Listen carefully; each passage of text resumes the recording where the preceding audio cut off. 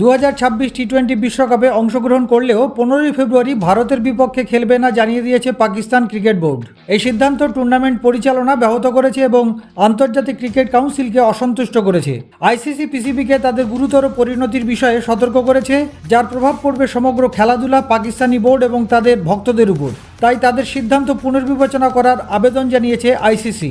ICC আশা করে যে PCB এই সিদ্ধান্তের নিজস্ব জাতীয় ক্রিকেটের উপর তাৎপর্যপূর্ণ এবং দীর্ঘমেয়াদী প্রভাব বিবেচনা করবে, কারণ এটি বিশ্বব্যাপী ক্রিকেট বাস্তুতন্ত্রের উপর প্রভাব ফেলতে পারে, যার সদস্য এবং সুবিধাভোগী খোদ পিসিবি। সিদ্ধান্ত না পাল্টালে আইসিসি পিসিবির বিরুদ্ধে 5টি ভিন্ন ধরনের ব্যবস্থা নিতে পারে। 1 নম্বর, পাকিস্তান পুরো টুর্নামেন্ট থেকে বাদ পড়তে পারে। নাম্বার 2, আইসিসি থেকে পাকিস্তানের বার্ষিক রাজস্ব প্রায় 350 কোটি টাকা বন্ধ হতে পারে। নাম্বার 3, জিও হটস্টারের প্রায় 200 কোটি টাকা ক্ষতিপূরণ হিসাবে দিতে হতে পারে। নাম্বার 4, একটি বাধ্যতামূলক চুক্তি লঙ্ঘন করায় আইসিসির সদস্য দেশগুলি দ্বিপাক্ষিক সিরিজ বয়কট করতে পারে।